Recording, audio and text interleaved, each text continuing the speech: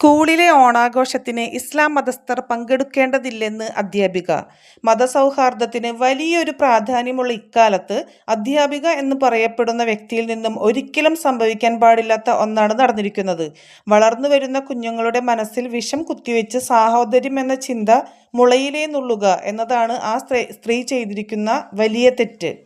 തൃശൂർ പെരുമ്പിലാവ് സിറാജുൽ ഉലൂം സ്കൂളിലാണ് സംഭവം. രക്ഷിതാക്കൾക്കയച്ച വാട്സപ്പ് സന്ദേശത്തിലാണ് അധ്യാപിക ഇത്തരം പരാമർശം നടത്തിയിട്ടുള്ളത്.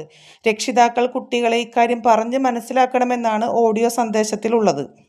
ഓണം കേരളത്തിൻ്റെ ദേശീയോത്സവമാണ് എന്നാണ് നമ്മളൊക്കെ ചെറുപ്പം മുതലൊക്കെ പഠിച്ചു വരുന്നത്. സ്കൂളിൽ ഓണാഘോഷം നടക്കുമ്പോൾ ഒരു പ്രത്യേക വിഭാഗം മാത്രം ആഘോഷങ്ങളിൽ പങ്കെടുക്കരുത് എന്നാണ് കുട്ടികളെ പറഞ്ഞ് പഠിപ്പിക്കണമെന്നാണ് ഓഡിയോ സന്ദേശത്തിലുള്ളത്. ജാതിയും മതവും നോക്കാതെ കേരളീയർ ഒറ്റ മനസ്സോടെ ആഘോഷിക്കുന്ന ഒരു ഉത്സവം തന്നെയാണ് ഓണം.